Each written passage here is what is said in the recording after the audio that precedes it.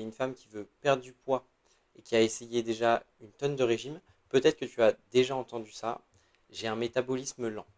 Aujourd'hui, dans cette vidéo, je vais t'expliquer en quoi ça consiste à avoir un métabolisme lent, pourquoi tu as un métabolisme lent et comment résoudre ce problème. Avant de démarrer la vidéo, je me présente, moi c'est Brian, je suis coach sportif spécialisé dans la perte de poids chez les femmes et mamans qui ont essayé une tonne de régimes et qui ont fait l'effet yo-yo pendant des années. Pour revenir au sujet, je vais t'expliquer qu'est-ce qu'un métabolisme lent. Donc on va faire simple, un métabolisme lent, c'est un corps qui dépense peu au repos, donc qui stocke très vite. Le métabolisme lent prend du poids au moindre écart. Alors c'est peut-être ton cas, mais le point positif, c'est que le métabolisme lent, c'est pas seulement un effet de ta génétique.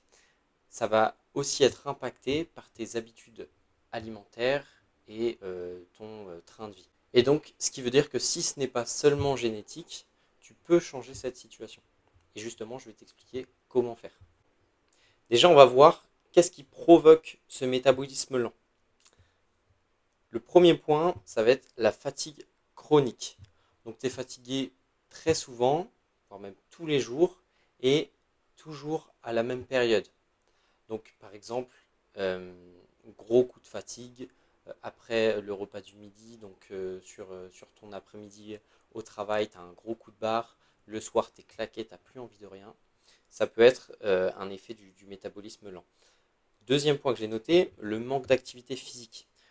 Là, je parle autant du renforcement musculaire que du NEAT. Si tu ne connais pas le NEAT, donc N-E-A-T, ça veut dire Non-Exercise Activity Thermogenesis.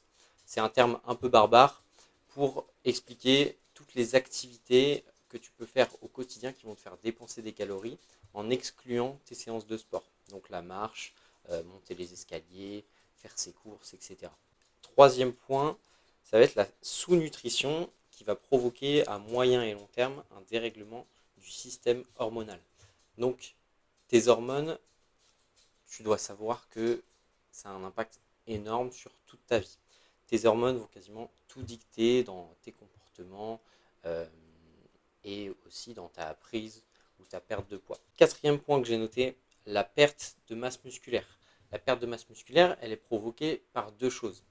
Ben déjà, c'est l'âge et aussi le manque d'activité physique. Alors maintenant, comment relancer la machine et permettre d'accélérer ton métabolisme?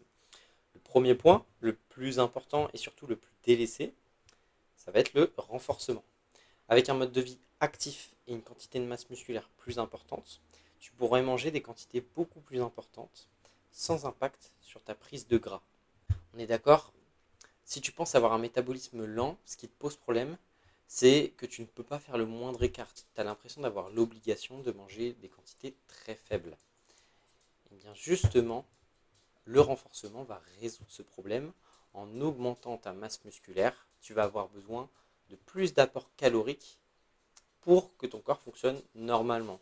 Et donc ça va accélérer ton métabolisme. Deuxième point qui va te permettre de relancer la machine, ça va être d'avoir une approche globale de ton alimentation pour éviter les carences et retrouver un système hormonal qui fonctionne correctement. C'est pour ça que dans mes coachings, j'applique la méthode 4x1 qui consiste à allier 4 éléments sur chacun de tes repas, protéines, lipides, glucides et fibres.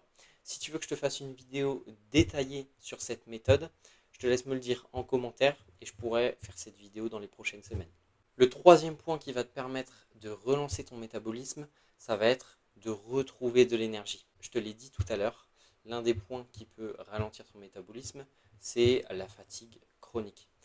Donc, il va falloir trouver certaines pistes pour améliorer ta récupération et ton énergie. Pour ça, plusieurs pistes. Le premier, ça va être de retrouver un sommeil de qualité et en bonne quantité. En termes de quantité, je sais que parfois c'est difficile et je le comprends totalement. Si tu as des enfants, par exemple, en bas âge, on conseille au grand minimum 7 heures de sommeil par nuit. En tout cas, si ce n'est pas possible d'avoir les 7 heures de sommeil, essaie d'avoir au moins un sommeil de qualité en évitant tout ce qui est écran avant de te coucher et en faisant des activités plutôt apaisantes. Parce que regarder ton téléphone juste avant de dormir, ça va avoir une influence vraiment négative sur ton sommeil. La deuxième piste à améliorer pour retrouver de l'énergie, Ça va être de faire du cardio à basse intensité. Soit de la marche, soit de la course à pied si ta condition physique te le permet, ou alors par exemple du vélo elliptique. Donc là, on est sur un travail aérobique, et ben, l'oxygène va te permettre de régénérer tes cellules et mieux récupérer du coup. Donc c'est pour ça que le cardio à basse intensité peut être une bonne solution pour retrouver de l'énergie. Et enfin, le troisième point, la troisième piste que tu peux explorer pour retrouver de l'énergie, c'est de faire du travail de respiration ou de méditation pour travailler sur cette gestion du stress. Ce que tu peux tester, ce que je t'invite à tester, c'est la cohérence cardiaque. Tu retrouveras plein de vidéos sur YouTube pour tester la cohérence cardiaque. Moi, ce que j'aime bien faire, c'est prendre une pause dans ma journée de 5 minutes pour faire un petit peu de cohérence cardiaque. Ou alors, ce que je te conseille de faire si tu as du mal à dormir, c'est faire ça juste avant de te coucher. Et normalement, tu auras plus de facilité à t'endormir. Donc pour conclure, alors oui, le métabolisme lent existe. Certes, c'est plus difficile pour certaines personnes de perdre du poids, mais non, ce n'est pas une fatalité. Parce que ce métabolisme lent, il est surtout dû à un ensemble de mauvaises habitudes que tu vas pouvoir changer. Donc maintenant, ce que je t'invite à faire si cette vidéo t'a parlé, que tu te sens concerné, eh bien c'est de m'envoyer un message sur Instagram pour m'expliquer un petit peu ta situation, tes objectifs, et on pourra en discuter ensemble avec grand plaisir.